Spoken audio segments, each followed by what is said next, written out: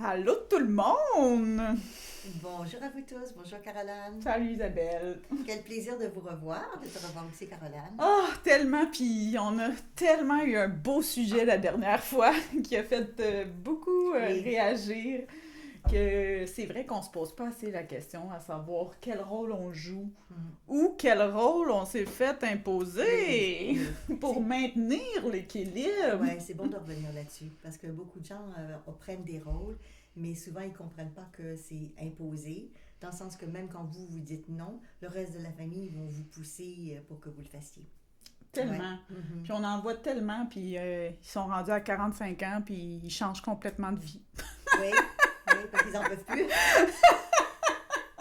Ils sont plus capables. Ils retournent jardiner à la Ouais, place. c'est ça. Ils sont plus capables. Non, mais c'est comme ce... Il y avait un grand de ce monde que je sais pas, je peux pas le nommer parce que je me souviens plus c'est qui a dit ça, mais qui disait que le bonheur, c'était d'être soi-même. Mhm. Qu'est-ce que t'en penses, toi? C'est une grande question, parce que la question c'est quoi être soi-même? Ouais, Parce qu'on en a parlé. ouais. Beaucoup de gens font ce que leurs ancêtres font sans nécessairement comprendre. Ou même, certains d'entre vous, peut-être, vous avez des problématiques de santé, même physiques Mm. ou émotionnelles ou ailleurs, et qu'en fait, vous reproduisez des schémas qui proviennent d'ancêtres parce qu'il y a des choses qui n'ont pas été réglées ou qui n'ont pas été résolues. Mm. Donc, c'est quoi être vraiment soi-même? Et moi, j'aime bien revenir à ce qu'on avait déjà parlé, c'est-à-dire d'aller voir, et je vous invite vraiment à le faire. On a formé beaucoup de personnes sur la planète qui sont capables de vous guider, vous accompagner avec ça, mais allez-y, revisitez l'entente ou les ententes que vous avez eues avant de vous incarner pour voir qu'est-ce que vous avez pris. Mm. Et, parce que quand on parle une des choses que je voulais partager avec vous aujourd'hui, c'est quand on parle de dette familiale, parce que c'est souvent ça qu'on parle. Ouais. Exemple, j'ai dit une maladie. Toutes les maladies ne sont pas basées sur un héritage transgénérationnel. Mais si c'est une maladie que d'autres membres de la famille ont eue, c'est possible. Ouais. Parce que ça va se transmettre. Et ce qui est transmis, c'est une incapacité à gérer un type de situation. Donc, un type de problématique familiale va être lié à une situation non résolue et à une incapacité, donc de compétences qu'on peut installer, de manque de ressources qui sont là. Et les ressources ne sont pas là parce que personne ne vous les a montrées. Mm. Donc, les descendants ne savaient pas comment faire, gérer une situation, exemple, un conflit de famille, ils ne savaient pas comment faire, à part s'entretuer. Mm. Ça a été transmis à l'autre génération, régler ça. Ils n'ont pas plus été capables de le faire. Ils sont tous en chicane. Chicane, oui, c'est ça, ils sont tous en chicane. Ils sont tous morts tout seuls, Ben chacun de oui, leur bord. puis soi-disant qu'il y en a là-dedans qui ont des métiers où ils sont supposés s'entendre, de communication par exemple, ou autres, religieux, on a déjà parlé de ça. Ils sont supposés être capables de s'entendre. Non, non, ils sont quand même en conflit avec des membres de la famille. Mais c'est parce qu'ils n'ont pas eu les outils, Mm. parce que personne ne l'a transmis. Donc à un moment donné, il arrive une âme. Moi, je vais aller dans cette famille-là. Bien innocente. Parce que moi, je sais comment faire. Et je vais montrer à la famille comment faire. Et c'est merveilleux, c'est beau. Parce que quand on revient, c'est pour soi, mais c'est aussi pour aider nos ancêtres. Les Mais gens qui encore étaient là avec faut-il s'en nous. souvenir. Encore faut-il s'en souvenir, puis savoir l'entente. Parce que souvent, ce que j'explique aux gens, c'est que l'entente n'est pas nécessairement pour une vie complète. Dieu merci. Non, mais des fois, elle est pour plusieurs vies. Shot. Ah, mais c'est possible, parce que des fois, on n'y arrive pas. Ouais. Je voulais. Moi, je reviens parce que dans ma famille, personne ne se parle. Mm. Ok, parfait, mais ils ne se parlent pas plus. Mm. Ben, s'ils ne se parlent pas plus, tu veux revenir combien de fois pour qu'ils se parlent? C'est une fois que vous avez transmis la connaissance ou développé la compétence, si vous voulez vous parler, voici ce que vous devriez faire. Et je peux être là entre les deux pour vous aider à vous parler. Mais si les gens ne veulent pas se parler, s'ils ne veulent pas apprendre ce que vous enseignez, ça ne donne rien de revenir là, dans des vies futures avec eux. Là. C'est comme arroser Avant qu'ils une ont plante changé. morte. Ben, par exemple, ouais, comme par exemple. Bon, ça fait un pot pour autre chose, hein? Ben oui, dépêchez-vous de Planter autre autre chose. chose.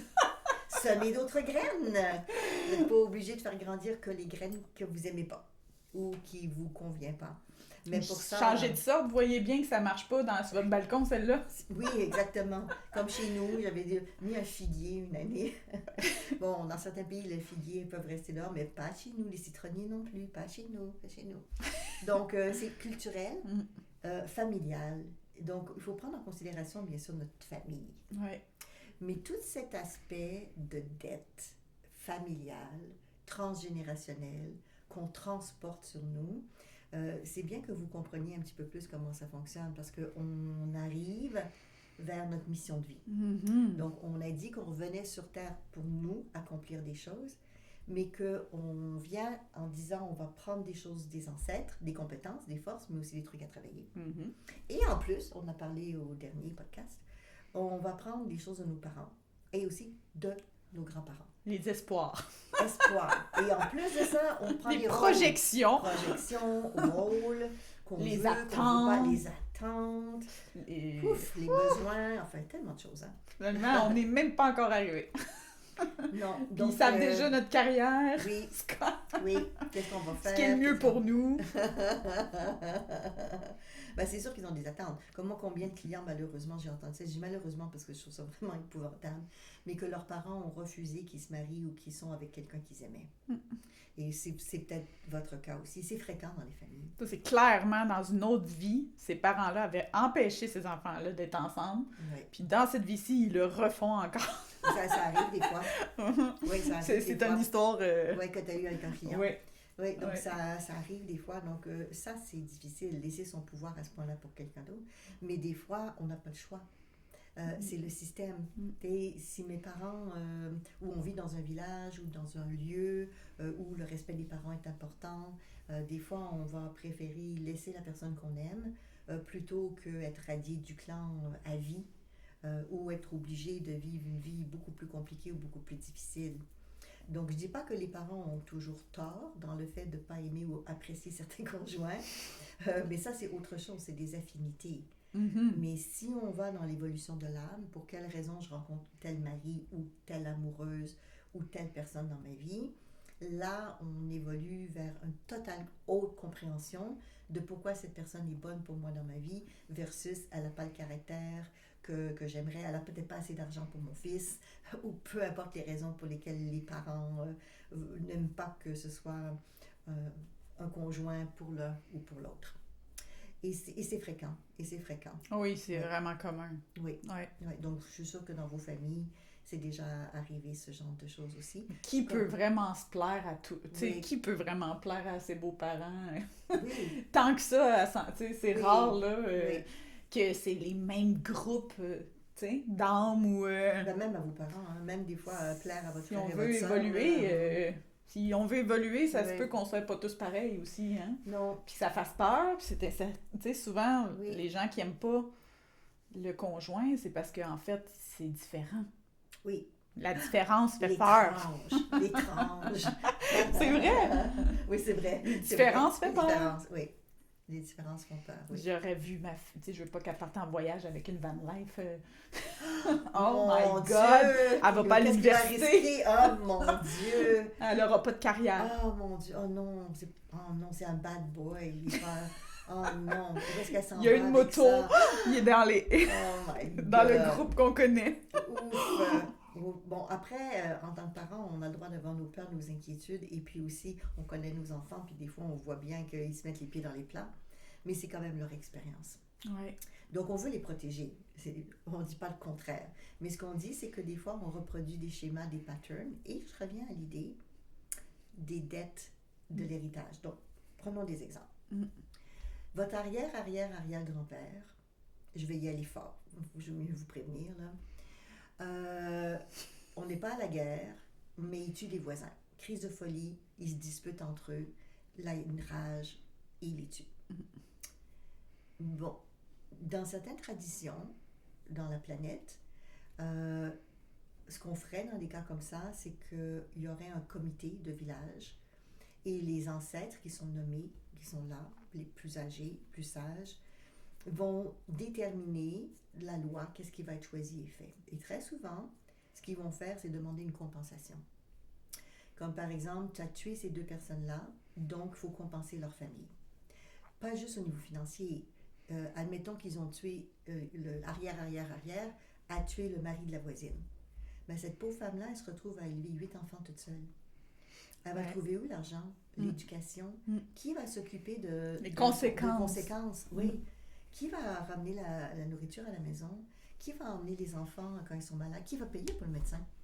Toutes les répercussions qu'on n'a pas pris en considération quand que le geste a été posé. Hein. Exactement. Et même les répercussions sur les descendants de ces enfants-là. C'est exactement ça. Etc. C'est exactement ça. Donc souvent, les anciens, ce qu'ils faisaient, c'est qu'ils prenaient ces considérations-là et ils allaient dire, par exemple, bon ben, la famille du meurtrier, du tueur, pas que le tueur, mais sa famille doit prendre en charge l'autre famille. Comme par exemple, si un de vos ancêtres a mis enceinte quelqu'un avec un viol, ben souvent les anciens disaient, ben, il faut que votre famille paye pour cet enfant pour tout son vivant. Donc, c'est d'autres types de lois ou de justice, mais ça existe sur Terre. C'est-à-dire, au niveau tribal, il y a souvent ce genre de clans et d'ententes avec des sages qui sont faites. Oui. Mais nous, dans nos sociétés, en règle générale, on ne voit pas ça de cette manière-là. Malheureusement, parce que je trouve que ça apporte un soutien entre membres d'un même clan, si on veut. Dans l'adversité. Veiller à ce que tout le monde se comporte, fasse le moins de dégâts dégâts possibles, parce que tout le monde est tenu responsable. C'est exactement ça, c'est le mot-clé. Donc, si vos ancêtres ont vécu des choses qui n'ont pas été réparées, donc par exemple, là on parlait d'un ancêtre qui a tué 2 personnes, et il n'y a personne de la famille qui est allé cogner à la porte du voisin en disant « c'est épouvantable, je suis désolée, est-ce que je peux vous donner un coup de main ?» Parce que des fois, les gens n'osent pas faire ça, même s'ils auraient envie de le faire. Ils se sentent impuissants, puis ils font rien. Au lieu d'aller... Au moins dire « je suis désolée, mon grand-père ou mon père vous a tué, je trouve ils ça ont épouvantable. honte. » Oui, il y a la honte. On se cache, mais on pourrait... Oui, il y a beaucoup de choses qui font en sorte que les gens ne vont pas de parler. Ben, c'est un gros sujet, la honte. Oui. Mais le problème, c'est que c'est transmis aux autres générations. C'est ça le souci. Tout ce que vous n'avez pas eu le courage de faire, alors que vous savez que vous auriez dû, ou le regret, vous regrettez, j'aurais dû, toutes ces choses-là peuvent être transmises à vos descendants comme dettes à résoudre. Je vous entends travailler, là. Et je vous entends réfléchir. Qu'est-ce que j'aurais dû faire? Oui, qu'est-ce que j'aurais dû faire? Comme par exemple, là, l'arrière-arrière, un de ses enfants, je reviens sur cet exemple-là, aurait voulu aller parler à la voisine en disant « Écoute, mon père, j'adore mon père, mais il a eu un grain de folie, là. Et c'est pas parce que c'est mon père que je l'excuse. Et puis moi, je prends sur moi de venir tous les dimanches t'aider avec la terre. » Offrir mon aide. Oui, je vais offrir mon aide en compensation. En compensation.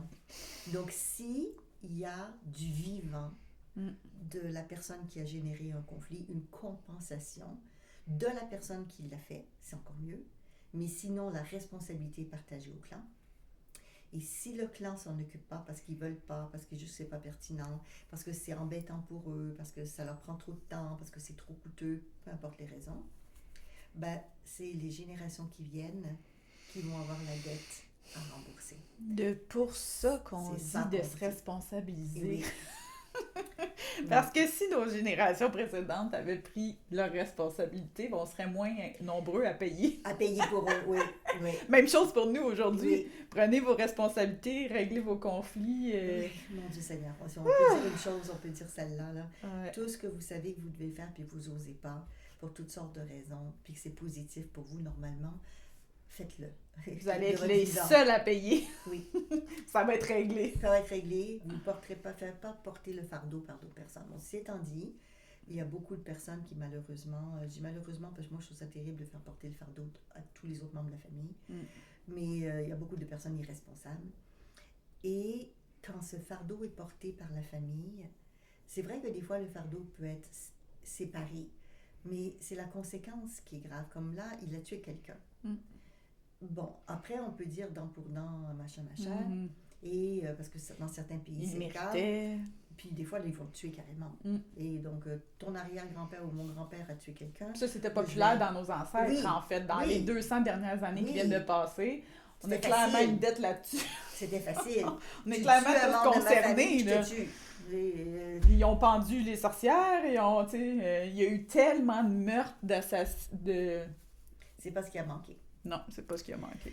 Mais la famille, elle n'est pas porteuse uniquement de l'acte négatif que la personne a fait. Déjà, vivre avec le fait que votre mari, par exemple, a tué les voisins sous un coup de folie, c'est quand même dur. Hein? Mais en plus, qu'il ne sera plus là pour s'occuper de vos enfants parce qu'il va être en prison, il y a des conséquences pour vous. Mais il y a des conséquences pour le reste de la famille aussi. Parce qu'ils vont peut-être être regardés bizarrement à l'école. Mais. Oh là là. Ils vont peut-être eux-mêmes avoir des problèmes de santé mentale à cause de ça. Allez savoir. Hein? Ah oui. Ça peut ruiner une vie aussi, hein, on va se le dire. C'est sûr. Donc, ce que je veux dire, en fait, c'est que quand il y a un acte qui a été fait, jugé négatif, il y a l'acte en lui-même qui est à réparer, mais c'est toujours beaucoup plus que l'acte en lui-même. Parce que c'est la réparation des conséquences de l'acte. Qui sont vastes. Qui oui. a été affecté, qui a été... Oui, c'est comme si vous empruntez, parce que vous connaissez à peu près le principe. Donc, vous empruntez, je vais dire n'importe quoi, 100 000 $. Il y a des intérêts. Donc, c'est exactement ce que je veux dire. Quand il y a une dette familiale à payer, il n'y a pas que le 100 000 $ à rembourser. Il y a les intérêts coulants pendant combien d'années. Et chaque année où ce n'est pas entièrement payé, c'est un cumul sur l'origine plus les intérêts. C'est que la dette devient énorme après un certain temps. Donc, les pauvres petites âmes qui reviennent, qui ont la force aussi, évidemment. Qui ont choisi de revenir. Ben oui. Très peu ont été poussés. Oui, très peu. Ben non, il n'y en a jamais qui sont poussés. Ben non. Ouais, je vais parvenir. Vas-y, pareil. Ouais, mais quand ça arrive, c'est parce qu'il y a quand même une entente. Bon, après, des fois... C'est pour ça que j'ai dit très peu. Oui, mais tu fais bien de le dire, mais c'est parce qu'il arrive aussi des fois que j'ai commis un acte répressif. Et puis, j'ai pas envie de payer la dette. Ouais. Donc, mais on va nous forcer parce que c'est la loi. Donc, des fois, on n'a pas envie de revenir, mais on nous dit, tu y reviens, tu n'as pas d'autre option, parce que c'est les conséquences à payer pour ce qui a été fait. Ouais. Donc, oui, des fois, on est poussé malgré nous, c'est vrai. Mais on le savait. Mais on le savait. C'est parce que c'est la dette à payer. On savait qu'on serait poussé, là. Ouais. Mais on n'a peut-être pas ça non plus. On n'a pas le goût. Non, exactement. Donc, ces fameuses dettes, c'est pour ça qu'on disait que si on est responsable de notre vivance, c'est encore mieux. Mais la question qu'on se pose aujourd'hui, c'est quoi l'impact sur votre mission de vie? Mais c'est avant tout, parce qu'on commence par le transgénérationnel, quel est l'impact de ce que vous avez pris sur vous ou partagé avec des certains membres de la famille, que tant que ça, c'est pas payé, vous n'allez pas pouvoir faire des choses pour vous-même. Parce qu'il faut comprendre quelque chose. Si vous arrivez dans une famille puis qu'il y a une dette de 100 000 $ en partant, vous n'allez pas pouvoir vous acheter une maison tout de suite. Parce que le remboursement de la dette va se faire avant que vous puissiez vous investir. Donc, de là l'idée de savoir qu'est-ce qui a été transmis. Et c'est quoi ces fameuses dettes familiales? Bon, j'ai mis le côté financier parce que c'est plus facile à comprendre, mais les dettes familiales sont d'ordre émotionnel, d'ordre psychologique, d'ordre affectif. Ça peut être de jamais rencontrer un amoureux de sa vie. Il peut avoir des grosses conséquences. Ça peut être des chicanes, des conflits, exactement. La maladie. Exactement, des pertes d'emploi, de travail, on ne comprend pas pourquoi, mais on arrive toujours quelque part, puis qu'ils coupent des postes quand on arrive. OK. Ou des bris. On a une voiture, ça brise la malchance, tu sais, la vie, là, ceux qui disent « moi je suis née, il n'y a rien à faire ». Non. C'est toujours malchance par-dessus malchance, par-dessus malchance. Ouais. Ben, ça serait peut-être intéressant d'aller voir si c'est vous qui l'avez programmé pour votre vie ou si c'est une dette que vous payez d'un ancêtre. Oui, parce que comme tu viens de dire, c'est bien beau, mais à un moment donné, on finit par la rembourser. Oui. En tout cas, on l'espère. Juste qu'on peut aller voir le solde, il est à combien. Exactement. Mais si on ne le sait pas, qu'on peut aller voir si le solde éclairé il est à 0, ben on va continuer de répéter les mêmes choses. Ben là, tu ouvres une porte intéressante parce que j'ai déjà vu ça avec certains clients. C'est qu'ils continuent à payer la dette, mais la dette est payée depuis longtemps. C'est ça. Mais ils continuent à la payer parce que d'autres personnes le demandent. En d'autres mots, si vous devez de l'argent à quelqu'un, c'est un exemple bien sûr, et que la personne continue à vous dire « Ah, mais tu m'en dois encore, et vous n'avez jamais mis des comptes à jour, vous ne pouvez pas savoir si vous avez fini de payer ou pas, et donc l'autre peut abuser. Et oui, il y a des gens qui abusent. C'est comme dans la vraie vie. Oui, on revient au sauveur qu'on a déjà parlé. Si vous êtes dans ce rôle-là, vous aurez pas mal de monde à sauver. Ben, c'est à l'infini, en fin de compte. Ben, c'est sûr. il y a toujours, on peut toujours, en fait, continuer de rembourser si ça nous tente. Oui, mais vous remboursez avec intérêt et vous remboursez quelque chose qui n'est même plus à rembourser. Ouais. C'est ça le point important à comprendre. Parce que l'argent que vous allez rembourser de trop, c'est un exemple financier, pourquoi pas la donner à quelqu'un d'autre, une cause, une association ou acheter votre maison que vous voulez. Oui. Vous avez terminé le contrat. Ben, faire des voyages. Pourquoi tu t'en vas pas voyager? Oui, profitez de la vie. Achète ta maison, puis en plus voyage, puis en plus amène ta famille. Oui, emmenez vos enfants, je sais pas, au lieu de continuer de vivre la culture. En payant des intérêts, puis en pensant que la dette est toujours pas payée. Non, c'est ça. Mais c'est un autre moment dans notre vie où il faut s'arrêter puis prendre conscience aussi, puis de se dire, est-ce que j'ai tout fait ce qui était en mon pouvoir? Tu sais, ça me fait un peu penser à ça. Est-ce que j'ai fait ce qui m'appartenait? Est-ce que l'autre? Puis là, tu sais, de vraiment se poser les bonnes questions pour vraiment voir si on a encore une implication dans ce projet-là. Là. Oui. Parce que, thanks God, merci mon Dieu, on a parfois fini. Oui. Puis on le sait pas. Non, on ne sait pas. Puis vous faites aussi des choix quand vous revenez dans votre mission de vie. Vous pouvez faire des choix réparateurs sans vous en rendre compte. Et on voit beaucoup ça avec les métiers.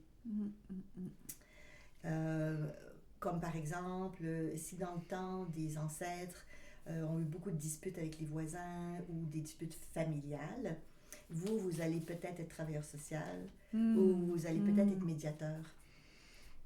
Ou médium. Oui, ou médium. Ah oui, vous parlez avec les ancêtres. Oui, peut-être. Ouais. Mais c'est intéressant de dire le métier que vous avez choisi. Est-ce que c'est un métier que vous avez choisi pour vous ou est-ce que c'est un métier réparateur? Après, vous pouvez avoir le même métier réparateur pendant longtemps et il vous va bien, là. Mais en même temps, ça peut être une réparation, donc payer le prix, qui n'est pas toujours négatif, pour la famille. Pour la famille. Comme des fois, on voit je ne parle pas que de ça, mais le côté soignant, parce qu'on en avait parlé. Et peut-être que vous avez choisi un métier de soin pour prendre soin, c'est le cas de le dire, des membres de votre famille en réparation avec le fait qu'on n'a pas pris soin des personnes, des ancêtres qu'on aurait dû. C'est un exemple que je donne, c'est juste un exemple. Ouais, donc, tellement. Pensez à votre métier. Pensez à votre travail et votre métier. Ça me fait aussi penser, parce que j'ai eu un cas comme ça, de le suicide par rapport à ça. Tu sais, que moi, j'ai eu une expérience que il y avait comme quelque chose à clore dans la lignée. Puis c'est pour ça que cette personne-là a fait ce geste-là. Puis on a tous été comme stupéfaits quand on a entendu ça, tu sais, de savoir que... Ça a été jusqu'au suicide. Ouais. Jusque-là. Tu sais, parce que on n'en parle pas assez, je trouve, du suicide. Puis je trouve que on va revenir sur ce sujet-là aussi dans un autre podcast. Parce que vous l'avez demandé. Oui, exactement. Puis je trouve ça beau que de l'autre côté, ils sont capables de nous partager ça aussi, que c'était un choix, c'était prévu comme ça. Oui, ça démystifie beaucoup le suicide parce que souvent on dit « wow », mais ça peut arriver que notre mort peut être choisie de l'autre côté dans notre plan prénatal et le suicide, ça peut être une façon de faire un choix de quitter la Terre. Comme on en a déjà parlé aussi, aujourd'hui dans nos sociétés, en tout cas au Canada, l'aide à mourir. Et ça peut être une forme aussi de décider de quitter. Choix. De choix, exactement, de choix. Donc, imaginez ça un peu. Ou la fausse couche. Ah oui, j'avais juste le goût de le rajouter parce qu'on a passé par là. Oui, exactement. Ou la fausse couche. Ou l'avortement. Ça peut être tous des choix que l'homme a fait avant de s'incarner. Oui. Soit pour régler une dette. Exactement. Transgénérationnelle, moi c'est ce que j'ai vu. Toi aussi. Oui. Soit pour venir transmettre quelque chose aussi à ceux qui restent. Pour mieux les équiper aussi. Puis... Fait que je trouve ça intéressant pour le mental. Des fois, ça peut être dur à comprendre que le suicide, ça pourrait être ça pour certaines personnes. Parce qu'on l'a dit, hein, nous, toutes les possibilités existent jusqu'à la preuve du contraire. c'est tellement hors norme de penser comme ça. Oui. Que le suicide peut être déjà décidé d'avance. Un choix Ouais, de dette transgénérationnelle. Wow. Oui, wow. Donc, des fois, on est porteur de beaucoup de choses et on ne s'en rend pas compte. D'accidents, de problématiques de santé, on en a déjà parlé, qui en réalité ont été provoquées par des choses ancestrales du passé. Donc, c'est pour ça que moi, je vous invite, puis on le fait ensemble, mais moi, je vous invite en tout cas à explorer et à vous poser ces bonnes questions, parce que je reviens toujours à ça, c'est la question que vous avez posée, mais que nous aussi, on a posée. Comment on fait pour savoir si ça nous appartient ou pas? Donc, ça vous appartient si vous le vivez. Okay? Mais ça vous appartient peut-être parce que vous l'avez choisi, parce que vous avez choisi votre lignée familiale, paternelle, maternelle et ancestrale. Donc, c'est toujours parce que vous l'avez choisi que vous le vivez. Ça, c'est la première chose.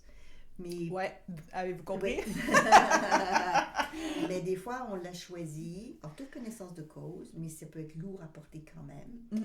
Parce que quand avant de s'incarner, ben, on n'est pas sur Terre. Sur Terre, on a des contraintes, on a des choses qu'on vit, on a des émotions, on a plein de choses. Et des fois, on aime les bouchées doubles. Puis on reste l'âme qu'on est. Oui. Dans le sens qu'il y a des âmes, moi je vois ça comme ça, là, toi tu peux me dire, mais je trouve qu'il y a des âmes fougueuses, il y a des âmes plus frileuses, il y a des âmes... fait que ça reste... C'est ça, notre empreinte énergétique, notre âme, notre conscience supérieure, appelez-la comme vous voulez, je trouve qu'il y a ça aussi, tu sais, qui fait le choix de la vie qu'on a choisi. Donc là, on revient sur ce concept de choisi, surtout quand c'est une transmission générationnelle. Oh, je vais donner un exemple de ça. Vous arrivez au monde dans une famille et cette famille-là vit dans un endroit magnifique. Donc, ils ont une aisance financière. Mais moi, j'ai déjà connu des enfants de gens qui étaient très, très riches, qui se sont cherchés toute leur vie et qui n'ont pas fait grand-chose de leur vie parce qu'ils n'avaient pas l'obligation de travailler. Ils sont devenus très oisifs. Mais au-delà de ça, ils ne savaient pas quoi faire ou comment faire. Et ils vivaient sous le nom, la notoriété d'un des membres de la famille. Donc ça aussi, ça fait partie d'un héritage. Donc c'est pas qu'un héritage de dette, ça peut être un héritage de fortune. Ça dépend de comment on voit les choses. Et c'est aussi lourd à porter, mais différent à porter, que si on a une dette à payer financière, par exemple. Donc, qu'est-ce qui fait que votre âme choisit ça? Parce que c'est aussi cette question-là, on n'est pas maso à ce point-là, là, mais on a besoin... Par chance. Par chance. D'ici, on dirait, mais non. Non, parce que c'est en lien avec les apprentissages. Donc, si on revient au métier, pensez au travail que vous faites. Et la première question, c'est en quoi ce travail-là pourrait, ça ne veut pas dire pourrait être une réparation pour votre famille. Donc, le métier que vous avez choisi, en quoi est-ce qu'il est aidant pour votre famille? Des fois, c'est le choix du métier, et on a donné des exemples de ça. Des fois, c'est la position sociale qui va avec le métier, qui est la réparation. Des fois, c'est la posture financière de ce métier-là, qui est la réparation. Des fois, c'est les réseaux d'amis ou de relations que vous avez grâce à ce métier-là, qui est une réparation pour la famille. Donc, c'est pas que le métier, c'est tout ce qui est autour de cet aspect professionnel. Donc, élargissez un peu. Donc, dans tes clients, là, ouais, parce que je vois penser, réfléchir. Ben moi, je suis une ancienne infirmière. Ouais. Fait qu'il y a une couple d'infirmières. Il y a une couple d'infirmières dans la famille. Il y a une couple d'infirmières. Oui. Mais il y en a dans tous les domaines. Je blague, mais c'est sûr que j'ai frôlé...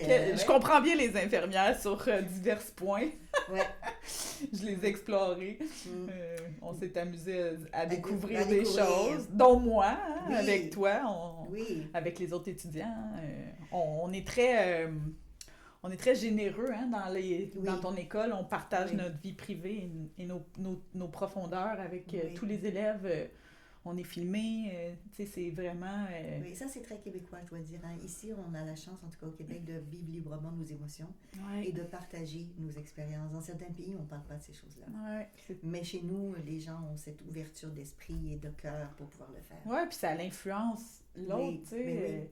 Ça permet à l'autre d'ouvrir le sien et tu sais, là, tous les cœurs y ouvrent et finalement, wow, ce qu'on peut découvrir. Là, écrivez-nous là-dessus sur le métier que vous faites et puis les liens que vous comprenez avec en quoi est-ce que ce métier-là peut être une réparation pour votre famille ou un choix pour d'aider votre famille. Le cas classique qui me vient en tête de gens, c'est les gens qui sont psychologues. Salut aux psychologues qui viennent me voir. Pas tous, là, parce que je veux pas qu'ils se reconnaissent, mais il y en a beaucoup qu'il y a des problèmes de santé mentale dans leur famille. Donc, ils choisissent ça aussi pour comprendre. Parce que des fois, on veut comprendre, on comprend pas comment quelqu'un peut faire ça. Comme par exemple, si j'ai eu un ancêtre qui a violé des enfants, ça veut pas dire que je vais être violeur dans cette vie-ci, mais je peux devenir criminologue. Je peux devenir détective. Je peux travailler dans des maternités. Donc, c'est ce besoin de résoudre, mais aussi ce besoin de donner du sens. Et c'est comment ça se fait, quelqu'un qui est schizophrène, je ne comprends pas. Si on en a dans notre famille, on peut développer une meilleure compréhension. Surtout si on a choisi un métier parce qu'on est plus éloigné. Ça nous touche moins quand c'est pas dans notre famille. Mais quand c'est des clients, c'est plus facile. C'est de l'extérieur, c'est professionnel. C'est beaucoup plus facile pour apprendre. Parce qu'encore une fois, notre âme, elle veut apprendre. Elle veut continuer à évoluer, mais elle veut aussi continuer à aider la plupart du temps. Donc, on est très généreuses, les âmes. Oui, on a des âmes amoureuses, pleines d'amour et très généreuses. Mais quand on arrive sur Terre, on oublie bien des choses. Et plein de compassion. Oui, on a beaucoup de compassion aussi. Beaucoup de compassion. Mais des fois, sur Terre, on dit, elle est rendue où toute cette compassion? Beaucoup de douceur, beaucoup d'écoute, beaucoup de compréhension. C'est toutes des qualités que vous allez retrouver, on retrouve tous éventuellement un jour. Grâce à la sagesse? La sagesse, on va espérer. La sagesse, elle vient avec l'alignement de soi. C'est quand votre tête va dans la même direction que ce que votre cœur veut et que ce que votre ventre veut. On parle d'alignement, on appelle la cohérence. Et cette cohérence, c'est cette sagesse. La sagesse, c'est d'être aligné avec qui vous êtes. Et puis, on en a parlé plusieurs fois. Il faut quand même se poser des questions pour être aligné. Oui, parce que si on pense qu'on l'est, puis on pousse croche. Oui. On va lui mettre un tuteur pour nous... Puis ça me fait penser à notre... j'ai cette anecdote-là qui me vient, c'est que on n'a pas appris à écouter notre corps parce que souvent, en classe, il faut être assis 8 heures. J'exagère, mais vous comprenez ce que je veux dire. Fait qu'on n'a pas appris à écouter notre corps depuis qu'on est petit. C'est pas quelque chose que la société ou que l'enseignement nous permet. Donc, c'est sûr que quand on grandit, est-ce qu'on a vraiment pris le temps d'écouter notre cœur? Non, ça, c'est sûr. Ou il faut se rendre malade encore une fois, ou il faut se sentir surchargé, ou il faut tomber malade, ou... C'est des cas classiques, là. On est tous des humains, là. Exactement. Donc, il y a des signes qu'on est déséquilibré, dans le sens qu'on n'est pas en harmonie avec qui on est. La maladie est un de ces signes-là, qu'on a tous eu. Il n'y a personne ici qui a jamais eu un problème de santé, ça c'est sûr, ne serait-ce qu'un rhume ou une grippe. Là. Mais à chaque fois, c'est un déséquilibre par rapport à quelque chose. Et ça nous ramène à se poser les bonnes questions pour nous. Puis de retourner à notre corps, à notre cœur, pour partir tout le reste, pour être cohérent, développer cette sagesse, et ce qui nous permet justement de mieux se comprendre. Parce que si on se pose pas de questions, si on n'est pas à l'écoute de soi, d'après moi, c'est difficile de faire de l'introspection puis de la conscience de soi aussi. Donc, tout ce qui est récurrent au niveau familial. Donc, des fois, on va dire... je sais pas, mon arrière-grand-père est mort à 50 ans, mon père est mort à 50 ans. On fait des liens et là, il y a des inquiétudes qui viennent. Tout d'un coup, comme moi, je meurs aussi à 50 ans. Donc, quand vous vous posez ces questions-là, parce que c'est ça qu'on parle, allez vérifier en dedans de vous, tout ce qui est des liens qui reviennent, votre famille a vécu ceci, ils ont tous vécu ça. Exemple des faillites, c'est un cas classique aussi. Oui. Les faillites. Oui, donc du côté de mon père, ils ont fait des faillites. Du côté de ma mère, il y en a eu aussi. Parce que des fois, c'est des deux côtés familiales. C'est pas toujours d'un seul côté. En plus. Donc, dès qu'il y a des événements qui reviennent dans la famille, allez vérifier quel est l'impact dans votre vie parce qu'il y a des grandes chances que vous avez une dette ou un transgénérationnel à résoudre et à régler. Et que ça fait partie de votre mission de vie. Je reviens là-dedans parce que dans la définition habituelle d'une mission de vie, ce qu'on veut dire par une mission de vie, c'est je suis venue sur Terre pour accomplir quelque chose et la plupart du temps, c'est flatteur. Quelque chose d'important. Oui, tant qu'à venir sur Terre. Oui. Donc, devenir un tel ou avoir tant d'argent, c'est surtout, on ramène ça beaucoup à la matérialité. Et donc, il faut que j'ai une grande maison. Mais, notre mental, il amène ça à la matérialité. Ben, et la société. Et la société, oui. Les gens autour, oui. Parce qu'on est bien encodé par ces valeurs-là aussi dans notre matérialité d'aujourd'hui. Mais ça ne veut pas dire que c'est ce que votre âme désire. Ça ne veut pas dire que c'est ce que votre être désire. Mais ça veut dire que vous vous laissez influencer par ce qui est aussi autour de vous. Donc, notre mission de vie est comme divisée en secteurs. Il n'y a pas une mission. Je viens sur Terre pour faire ça. C'est lourd, là. Non, mais c'est quelque chose. Ça fait du bien de l'entendre, hein? Ouf. Il y en a plusieurs. Il y en a plusieurs. Regardez les projets que vous avez. Bon, il y a des gens qui ont plus de projets que d'autres, là. Je vois pas de qui tu parles. C'est sûrement pas nous deux. Non. Donc, regardez vos projets de vie. Qui a des grands projets? Qui a des projets? Et puis, donc, en quoi est-ce que ces projets-là vous rendent plus heureux, vous satisfaisent, ou des fois, c'est effectivement, pour un membre de la famille que vous allez le faire pour réparer quelque chose pour quelqu'un, et vous allez le faire pendant un certain temps, puis vous n'allez peut-être pas le faire pour longtemps. Ceci étant dit, ça peut être une vie aussi. Mais les projets, c'est intéressant de regarder ça, ces projets-là, parce que on parle de mission de vie. Moi, je mets un S, c'est des missions de vie. Est-ce que c'est une mission transgénérationnelle? Parce que c'est une mission de vie aussi. Donc, est-ce que j'ai des projets dans ma vie, comme avoir une famille peut-être, parce que mes parents n'ont pas eu autant, ou je répare parce qu'il y a plusieurs membres de ma famille qui n'ont pas eu d'enfants et ils en voulaient. Donc, moi, je fais une réparation parce que mes enfants vont aller chez leur tante, chez leurs grands-parents. Ils vont être contents d'avoir des enfants autour d'eux alors qu'ils n'en auraient peut-être pas eu autrement. Donc, la réparation peut se faire à plusieurs niveaux, mais je peux être heureux et satisfait dans cet accomplissement-là pour le bien-être de la famille, par exemple. Oui. Donc, c'est une mission. Quels sont les projets que vous avez et lesquels? Dans quelle sphère? Exactement. Ça peut être intergénérationnel, personnel, ça peut être pour tes descendants aussi. Oui, hein? Oui. Pourquoi pas en avant, en arrière? Oui, je vais acheter des terres pour que mes enfants puissent y grandir et puis donner une terre à chacun de leurs petits-enfants par la suite. Je vais mettre de l'argent de côté pour les études de mes enfants. Ça dépend si on est assez fortuné ou pas. Mais oui, bien sûr. Puis vu que c'est comme en haut, en bas, les ascendants, les descendants, ça peut être à gauche, à droite, ça peut être pour des gens aussi qu'on connaît pas dans cette vie-ci. Ils sont comme nos frères et nos sœurs, mais à un autre niveau. Oui, ou bien générosité pour des associations, pour des causes. Exact. Oui. Dans toutes ces sphères. Oui, vas-y. Oui, parce que ce que j'allais dire, c'est que là aussi, c'est intéressant comme question. La cause pour laquelle vous contribuez, en quoi cette cause-là est un projet pour vous? Est-ce que c'est une mission pour vous? Ou est-ce que c'est une mission de réparation par rapport à des ancêtres? Ou bien est-ce que c'est ce que vos parents voulaient que vous fassiez? Dans quel but? Ça vient de qui? Donc, on a notre mission, qui est ce que notre âme veut qu'on réalise dans cette vie-ci pour notre avancement personnel. C'est très personnel. Donc là, c'est des leçons de vie, des expériences. On appelle ça aussi du karma. Rééquilibrage. J'ai vécu ça, j'ai pas exploré ça. Dans ma vie passée, j'ai pas eu d'enfant. Dans cette vie-ci, j'aimerais en avoir. Ou l'inverse. J'en ai eu tellement célibataire. Là, j'aimerais ça être en couple. Ou bien, j'ai déjà vécu la vie de couple. Maintenant, je veux la liberté de plusieurs amoureux. J'ai été maîtresse. Là, je veux être la femme au foyer. Par exemple. C'est exactement ça. Donc, c'est de l'exploration.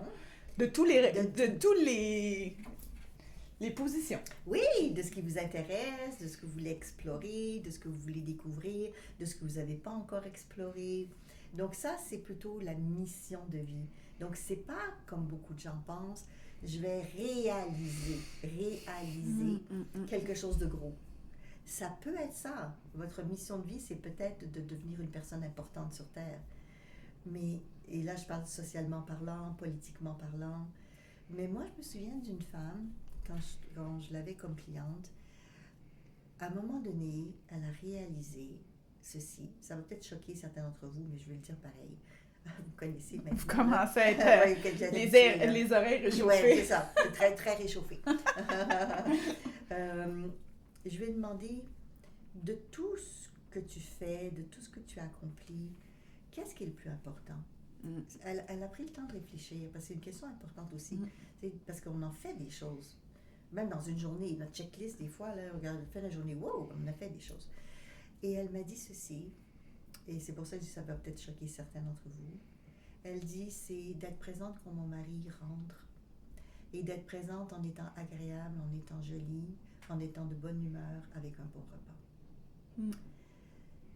Donc, c'est pas uniquement ce qu'elle a dit, c'est ce qui était sous-entendu dans ce qu'elle a dit, l'amour qu'elle porte à cet être-là. Le fait de le soutenir dans lui, son rôle et sa mission qui étaient difficiles et exigeantes. Oui, parce qu'on oublie qu'on peut venir soutenir quelqu'un aussi comme mission de vie. Exactement, c'est un choix. On va dire, moi je vais partager le fardeau ou le choix ou la vision ou le rôle important ou pas que cette personne-là va avoir, parce que tout seul, il n'y arrivera pas. Donc, et on voit ça beaucoup dans les couples, hein, on se soutient mutuellement. Et quand il sent qu'il n'est plus capable, ben, souvent l'autre va aider, prendre la relève. Tellement. C'est une danse, hein? Ah, oui. Vive les couples. Oui, c'est ça. Ce partage de l'un à l'autre, qu'à un moment donné, on va nous aller là ou aller là. C'est tellement beau à voir. Ouais. Donc ça, c'est une mission aussi. On parle du couple, la famille, le couple. Donc, il y a différents secteurs de mission. Et il y a différents niveaux de mission en termes de transgénérationnel, parental, familial. Donc, et en plus, il y a la mission que vos parents vous ont donnée à accomplir, que eux voulaient par rapport à eux. Donc, on avait déjà parlé du projet Sens. Et on vous avait donné plein d'exemples. Tu seras mon bâton de vieillesse. Tu vas t'occuper de moi quand je serai vieux. Et donc, tu vas me soigner jusqu'à la fin. Ou bien tu vas gagner très bien ta vie pour que j'ai plus rien à payer après et que j'ai pas à m'inquiéter pour le restant de ma vie.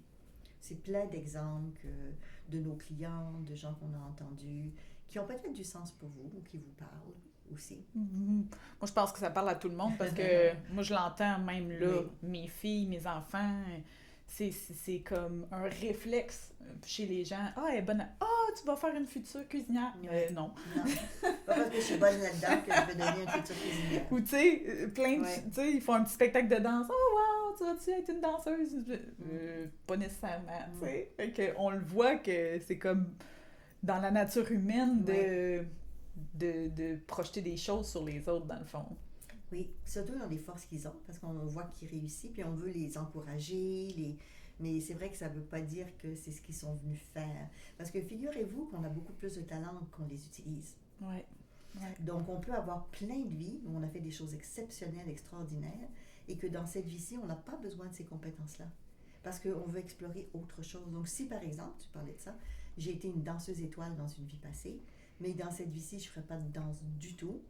Il y a peut-être des qualités que je vais reprendre, comme l'équilibre, comme la beauté, comme l'esthétisme, comme beaucoup de choses, mais pas nécessairement le fait de danser. Ouais. Mais la danse, comme j'ai déjà vécu ça, puis j'ai déjà été étoile, peut-être que je vais bouger, puis les gens vont voir cette grâce. Ils vont reconnaître la danseuse dite naturelle, mais c'est pas parce que j'ai choisi de faire ça dans cette vie-ci.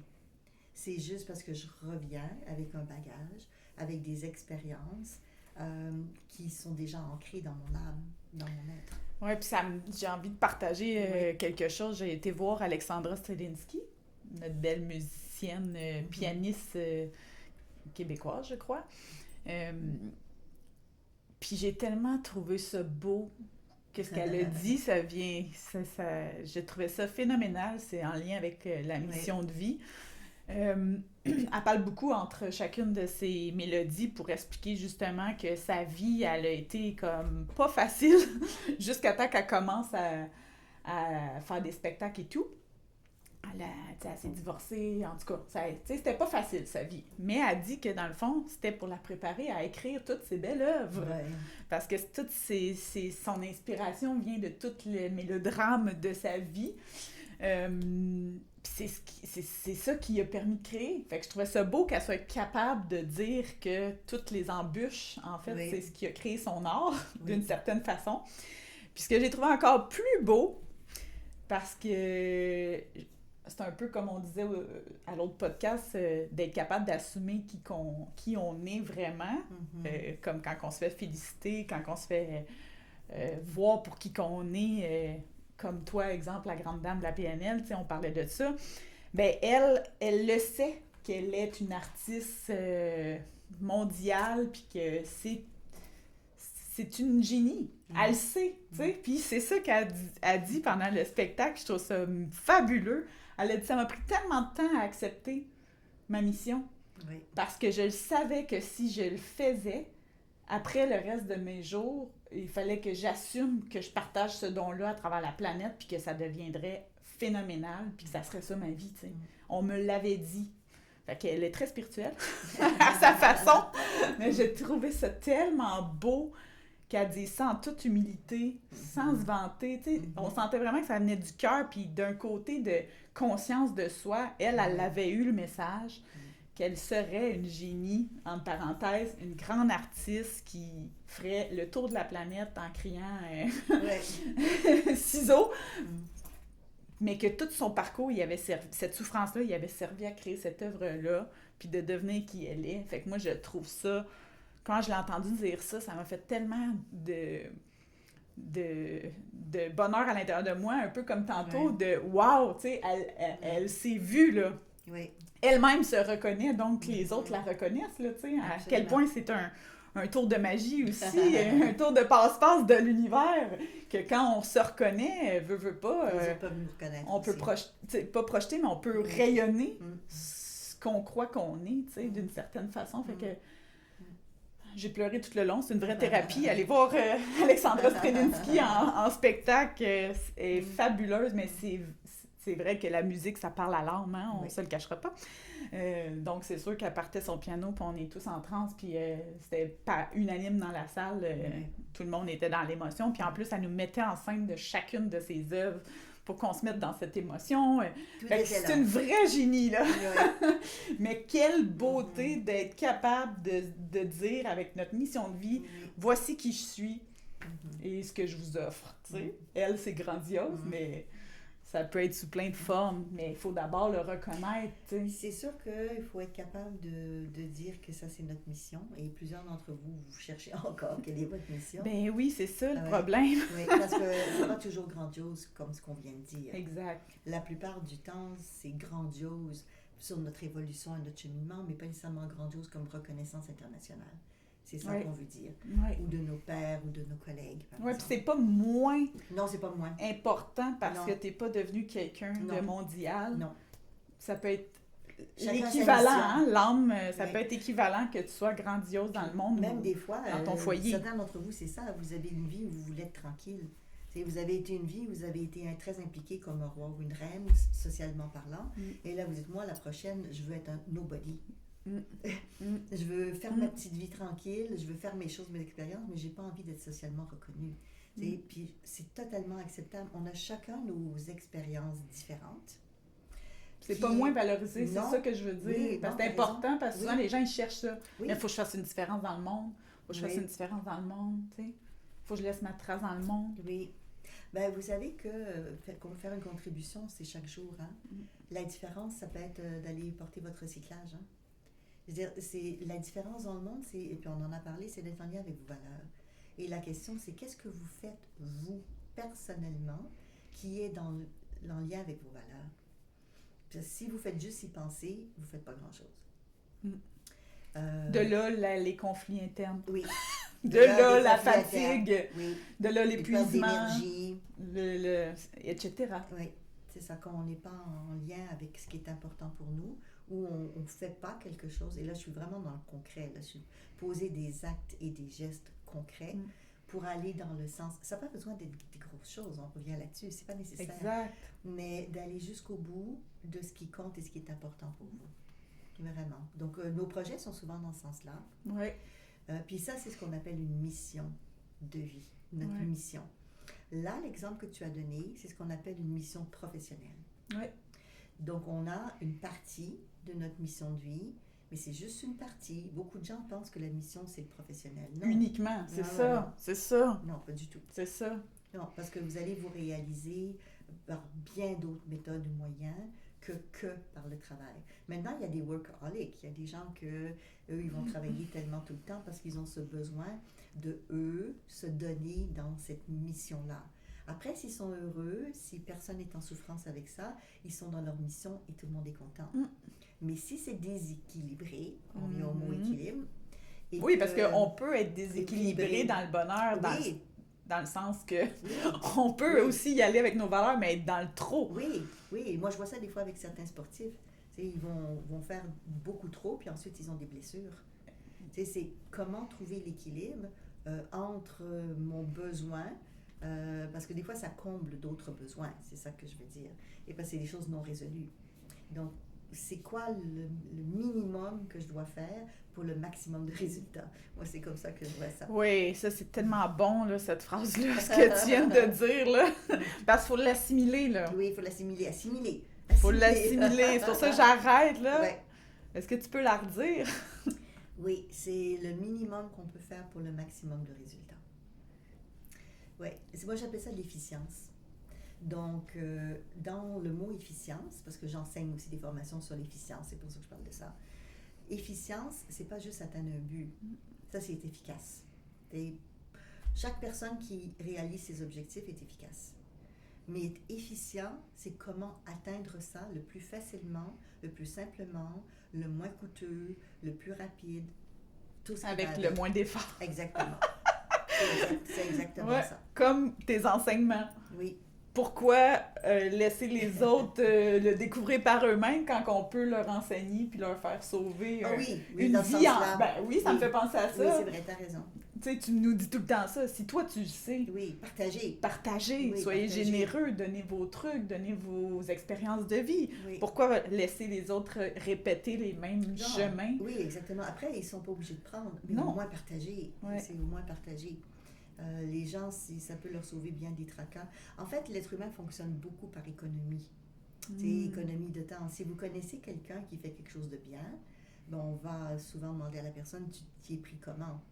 Vous êtes invité à un repas, la personne a fait une bonne tarte aux pommes. On va revenir sur la tarte aux pommes, qu'on a parlé déjà dans un autre podcast. Mais c'est la suite. Elle doit être chaude, là. Elle doit être rendue chaude, là, la tarte. Donc, si quelqu'un fait une bonne tarte, vous allez peut-être lui demander sa recette. Ça va vous sauver de tester bien des choses que vous aimeriez peut-être pas. Donc, on fait des économies en apprenant. Mais c'est comme une sphère qu'on a pas inculquée clairement dans notre société, je trouve, parce que, tu sais, on a encore les vieilles croyances, là, faut travailler dur. Tu sais... les gens partagent pas les secrets. C'est sûr que si c'est une talle de chanterelle ou de morille, peut-être que vous n'avez pas envie de la partager. Parce que ce qui arrive, c'est que des fois, quand on partage, on se fait voler. Il faut dire les choses comme elles sont aussi. Mais là, c'est pas de ce genre de partage qu'on parle. Là, on parle de partage de connaissances ou de savoir ou de choses qui vont permettre à la personne de sauver du temps ou de l'énergie et d'évoluer. Et que vous, ça vous coûte pas grand-chose. Ou vous allez continuer à avoir votre dalle de champignons pareil. Oui, c'est ça. Tu peux lui dire où les trouver sans donner... Général, c'est ça, sans donner ton endroit. On le sait que c'est au pied des bouleaux. Non, ça... Je me suis... Des chaînes. Des chaînes, oui, c'est ça. J'en ai tellement sur ma terre que je dirais pas où, mais... On va le découvrir. Ou les chagas aussi. C'est les chagas qui sont dans les bouleaux. À quelle saison? Oh, l'été! On ramasse des paniers. C'est phénoménal. C'est tellement une belle chose à faire que de revenir à la base. Donc, c'est pareil, quand vous avez un potager ou des gens qui sont cultivateurs, on en a souvent trop. On en donne aux voisins, on en donne des fois, on fait des échanges avec d'autres personnes. C'est ça qu'on veut dire par le partage. du surplus. Oui, puis de faire intelligemment les choses. Exactement. Parce que si toi, tu cultives, aussi bien cultiver pour 4 personnes de plus, puis l'autre qui, lui, il fait, je sais pas moi, il répare des autos, ben vous pouvez troquer aussi, tu sais. Exactement. Il y a plein de moyens de... Oui. C'est parce que des fois, les gens, ils trouvent que... Mm-hmm. J'ai déjà entendu ça, tu sais, les gens dire en négatif de quelqu'un, « Ah, tu sais, elle utilise tout le monde. Mm-hmm. » Mais il y a une différence entre utiliser les gens puis savoir bien t'entourer. Oui, oui, ça ne veut pas dire profiter dans le sens négatif Oui, du terme. c'est ça. Parce que je trouve qu'on les juge, pas moi, mais tu sais, souvent les gens vont me parler de ça dans nos domaines, dans nos dire, oui, mais elle, tu sais, on le sait bien, elle m'utilise, puis après ça, ou tu sais, elle utilise tout le monde, elle a créé son... Mais c'est pas tout le monde qui utilise les gens, tu sais, mais c'est vrai que c'est intelligent d'être entouré de gens inspirants qui peuvent t'apporter c'est stratégique. Répondre à... Ben oui! Oui, c'est stratégique. C'est ça. Oui, parce que c'est vrai que quand on est stratégique, ça ne veut pas dire qu'on abuse nécessairement. C'est parce qu'il y a une grosse différence à mettre en perspective, ce qui revient souvent comme thématique. C'est bien que tu parles de ça parce qu'en fait, on est dans qu'est-ce qui nous aide à accomplir notre mission. Ouais. Et ce qui nous aide à accomplir notre mission, c'est aussi les personnes autour de nous. C'est les choix qu'on va faire. Donc, si quelqu'un fait déjà ce qu'on veut faire comme réalisation, comme mission, si on en rend compte, on se facilite la vie. Puis on va être dans les bons réseaux. Ou on peut choisir des parents qui sont dans des réseaux similaires parce que ça va nous permettre de mieux avancer. Ou si je vais faire un métier, je peux choisir des grands-parents qui ont connu quelqu'un qui va me faire une référence, par exemple. Donc, on a le droit d'utiliser, dans ce sens-là, ou de choisir de l'aide. Oui. Oui. Sans penser qu'on abuse. En fait, c'est ça. T'sais, les gens, c'est comme si on est dans une société individualiste, donc d'aller demander de partager, alors qu'on l'a déjà dit dans d'autres podcasts, que ces gens-là sont souvent très généreux, puis au contraire... Si quelqu'un abuse, vous allez le savoir assez rapidement parce que vous allez ressentir qu'ils vous manipulent et qu'ils vous font faire des choses que vous ne feriez pas autrement. Ou vous allez vous sentir mal, dire pourquoi je l'ai fait. Je comprends pas pourquoi j'ai fait ça, normalement je le ferais pas. Oui, c'est un bon point. Oui, donc posez-vous ces questions-là. Un peu comme si tu te... cherche le mot, là, mais pas te mentir à toi-même, mais que tu te trahis toi-même un petit peu. Oui. Tu sais, ce sentiment-là, là, j'ai l'impression de ne pas m'avoir respecté. Oui, c'est ça. C'est ça, je cherche, tu sais, comme... Oui. Moi, je me souviens d'une de mes clientes, elle était dans le rôle du sauveur. Et puis c'était un transgénérationnel, mais elle ne s'en rendait pas compte. Mais par exemple, une de ses voisines, elle était toujours après elle, comme par exemple, bon, ben, je pars pour 2 jours, viens garder mon chien. Et elle disait toujours oui. Mais elle se faisait abuser parce que c'était excessif. Et donc, elle lui faisait sortir ses poubelles, elle lui faisait nettoyer sa piscine. Je veux dire, à un moment donné, surtout que c'était quelqu'un d'aisé, elle avait quand même les moyens de payer quelqu'un pour le faire. Oui. C'est ça. Ouais. Mais ce qui arrive souvent, comme dans son cas, c'est qu'il y a une intention en arrière, qui est souvent une intention d'être aimée. Mais elle, son intention, c'était d'avoir du temps relationnel. C'est-à-dire qu'elle pensait qu'en faisant pour l'autre, l'autre lui donnerait plus de temps. Mais en fait, elle ne lui donnait pas plus de temps parce qu'elle partait sans elle. Mais il y a souvent une attente inconsciente dans nos amis, par exemple. Si je te donne du temps, ben, tu vas me redonner du temps. Ou si je te donne de l'argent pour t'aider, ben, je suis une bonne amie pour toi, puis toi, tu n'en as pas ou pas beaucoup. Ben, j'ai peut-être l'attente qu'en échange, tu vas m'inviter plus souvent, tu vas m'écouter parler de mes problèmes, que c'est normal parce que je te donne quelque chose en échange. Mais c'est plutôt malsain. C'est pas ce qu'on souhaite. Une fois qu'on a conscience de ces mécanismes-là, on peut le transformer pour faire des choses qui permettent de se respecter. Et d'être respecté par les autres aussi. De se poser la question, est-ce que je le fais parce que ça me tente? Oui. Ou pour rendre service? Oui. Ou j'y réfléchis même pas puis je le fais, puis là, ben, je me sens pas bien. Non, c'est surtout quand vous vous sentez pas bien qu'il faut se poser quelques questions. Mais ça peut faire partie aussi de votre mission de vie. De vous dépasser, de faire des choses que vous feriez jamais autrement, pour vous forcer à aller au-delà de vos limites. Donc, peut-être que vous créez une voisine qui va vous demander beaucoup, mais pour voir jusqu'où vous allez aller dans l'acceptation ou le refus de certaines choses. Donc, ça peut être une mission pour vous apprendre à mieux vous positionner, à mieux dire oui ou à mieux dire non. Ça peut faire partie de votre mission personnelle. Mais d'après moi, il y en a quand même une couple de câblés sur cette mission. Des missions importantes sur Terre. Hein? Les missions de sortir, Ouais. d'être capable de dire non, là, c'est une mission qui revient souvent. Oui, c'est pas facile De se choisir. de se choisir. Hein, se choisir. Tout en n'étant pas égocentrique. Oui. Se choisir, mais en vivant Dans avec d'autres, l'équilibre. dans l'équilibre. On C'est revient ça. toujours à ça, Oui, on mais revient être toujours à généreux, mais pas se laisser abuser. Oui. Tu sais, c'est toujours ça, hein? Celle-là, elle revient souvent. Oui. Puis, tu sais, il y en a des gens qui passent leur vie dans cette fausse... emplacement, dans le fond, il n'y a pas de siège, là. Tu sais, quand on Oui. parlait des rôles, là, ils ont juste... Ils en prennent même pas, ils regardent comme la vie passer, puis ils pensent que la vie, c'est ça, puis qu'ils n'ont aucun pouvoir, puis Oui. ils comprennent pas pourquoi ils sont brûlés comme ça, pourquoi ils sont anxieux comme ça, pourquoi Oui. ils sont dépressifs, ou...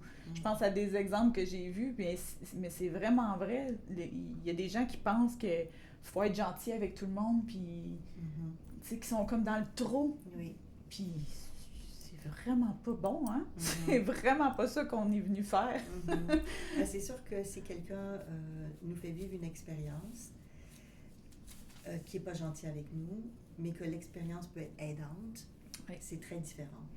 Mais on vit des expériences traumatisantes avec aussi des personnes qui sont mauvaises et méchantes. Et malheureusement, ça existe. Ouais. Donc, il faut être capable de vous protéger. Ouais. Il faut être capable de dire stop, ça suffit, dans des situations abus. Et là, on parle d'abus. Ouais. Parce que la mission de vie peut être carrément de dire, je reviens dans cette vie-ci pour dire stop. Oui, c'est parce qu'on le voit, celle-là, là, pour vrai de vrai. Il y a eu beaucoup de... J'ai entendu souvent ce genre de mission. Oui. Ben ça me fait penser parce qu'on avait la question comment on sait que c'est notre mission. Là, on est dans la mission personnelle. Ouais. Votre mission personnelle, c'est toutes les choses pour lesquelles vous résistez et qui sont difficiles dans votre vie. Ah, ben, je vois pas. Okay. Vous, voyez-vous un aperçu? Ouais, donc on n'est pas dans le trop prestigieux. Là. Résistance. Oui. Qu'est-ce qu'on résiste? Oui, à quoi vous résistez? Vous savez les moments où vous dites « Ah non, pourquoi la vie m'offre ça? Je veux pas. Non, c'est pas ça. » À chaque fois qu'on dit le non. Ah, c'est tellement On dit non. intéressant, hein? Non, non, non. Non, c'est pas ça. Non, je veux pas ça. Puis ça arrive pareil. Hein. Oui. Que vous le vouliez ou pas, ça arrive pareil. On Donc, te redonne des chances encore et encore. Donc ça, c'est la mission personnelle d'évolution. Parce qu'après, vous avez une mission personnelle de sociale. Mais c'est vous vis-à-vis des autres. Qu'est-ce que vous voulez contribuer? Parce qu'on est venu ici pour être avec d'autres. Hein? Oui. Fait que ça, on le répète souvent, là, c'est bien être égoïste par moment, mais il faut penser à... vous êtes là pour les autres aussi. On vit en société, en communauté, à moins d'être ermite. Puis même encore, les ermites ont de la visite. Au moins des animaux de temps en temps. Donc, votre mission personnelle, c'est toutes les choses difficiles. Ouais. Donc, quand vous frappez un mur, quand vous dites « j'y arriverai jamais », quand ça vous fait pleurer parce que vous n'en pouvez plus. Oh, wow! Ouais, c'est comme ça qu'on le sait. Ouais. Et puis, en plus, des fois, on va le dire, hein, oh là, wow, là, j'ai une résistance. C'est trop pour moi. C'est trop pour moi. J'y arriverai pas. Pas encore. Ouais, c'est là qu'on a tendance des fois Pourquoi à fuir. moi? Ah, surtout le pourquoi moi. Oui, pourquoi moi, là, moi, ça c'est certain. Donc, dans des cas comme ça, on a tendance à fuir. Mais quand on fuit, ben, on va le revivre. Ouais. Mais quand on parle de mission de vie, cette mission personnelle, c'est notre évolution spirituelle, c'est l'évolution de notre âme. Donc, c'est pas des choses faciles, sinon on l'aurait déjà fait. Ouais. C'est des choses exigeantes, demandantes, et des fois, il y en a beaucoup, en peu de temps, donc des fois, on a des surcharges, mais en temps normal, on a la vie pour le réaliser. Donc, on a peut-être un petit peu plus de temps, ce qui est très bien, ce qui est très, très bien. Des fois, on est venu à plusieurs aussi. Oui, exactement. On n'a pas abordé ça, mais on reviendra là-dessus aussi. Oui. Mais parfois, on n'est pas toutes seules. Non, on a des missions collectives. Des fois, il y a des missions qui ne peuvent pas se réaliser. On avait glissé un mot parce que les autres ne sont pas au rendez-vous au bon moment. Oui, ils ne sont pas prêts. La conjoncture sociale, économique, culturelle. Il y avait du trafic, ils sont arrivés en retard. Oui, il y en a qui sont arrivés. Oui. Il y en a qui ont changé de route en cours de route. Les routes étaient bloquées, ils ont dû passer par un autre chemin. On va se revoir dans une autre vie. Donc, la mission personnelle, posez-vous les questions sur les choses compliquées ou difficiles de votre vie et vous allez pas mal avoir votre Mais ça, c'est réponse. tellement beau, je trouve, qu'on Mm. qu'on en vienne là pour conclure sous peu, Mm. justement, tu sais, de les gens qui cherchent tellement leur mission, puis Ouais. que là, toi, tu fais juste dire, ben regardez où ça, Oui, oui, regardez où ça bloque, où ça fait mal. oui, exactement. Elle est là, votre Elle mission. est là, votre mission, oui. C'est quand même... Oui, de dépasser ça, de libérer la souffrance, de vous détacher de toutes ces choses-là. Après, il y a d'autres types de missions. On l'a dit, il y a la mission familiale, la mission professionnelle, mais ce n'est pas votre mission personnelle à 100%. Très souvent, les missions professionnelles sont liées, parce qu'on a déjà parlé, le transgénérationnel. Mm. On fait des choix de métier très souvent pour réparer des choses avec notre famille. Pas tout le temps, mais très souvent. Mm. Très souvent. Puis ensuite, si on revient au projet Sens, Ouais. pour conclure aussi là-dessus, Ouais. nos parents, qu'est-ce que vous pensez que vos parents voulaient vous faire porter? Peut-être, des fois, ils vous l'ont dit, parce que des fois, ça arrive que les parents le disent. « Ah, moi, quand j'étais enceinte, je voulais que... » Je voulais donc une fille. Oui, ça aussi. Ou Oui, je ça voulais aussi. donc un gars. Oui, Hein? c'est pas ça. Déception. Ouais, mais après, des fois, on peut le vivre différemment en développant notre côté yin ou notre côté yang, par exemple. Mais des fois, ils vont nous le dire, « Ah, j'ai tellement d'amour à donner que je voulais que tu sois dans ma vie pour que je puisse avoir quelqu'un tout le temps qui m'aime. Mm. » C'en est une mission de vie, ça. Et c'est la mission de vie entre vous et votre parent. Mais imaginez, il faut faire ça avec le père, la mère et les grands-parents, des Ouais. deux côtés. Ouais. Donc, qu'est-ce qu'ils ont transposé comme besoin que vous avez accepté, même si on peut pousser des fois, mais que vous avez accepté, c'est l'entente. Mm. Je viens dans cette famille, ça va être ça ma réalité. Et, si vous venez au Canada, la réalité, c'est que vous allez avoir froid, mais un jour ou l'autre, même si c'est très beau. Ouais. Donc, quelle est la réalité de votre famille? Ça peut être qu'il va faire trop chaud, ça peut être qu'il y a de l'eau, ça peut être... c'est La quoi pauvreté, réalité? la richesse. Ouais. La maladie, Ouais. Et ça, c'est des incontournables. Vous Ouais. arrivez dans une famille, il y a déjà des choses d'installées. C'est déjà là. Mm. Vous allez construire sur un terrain existant. Et ce terrain-là, il n'est pas toujours plat. Et il peut avoir des montagnes, il peut avoir... Donc, vous choisissez pas le terrain, c'est ça que je veux dire. Vous le choisissez de l'autre côté. Mais vous allez vivre avec la réalité et construire, si je prends cette métaphore-là, sur le terrain qui vous est accordé.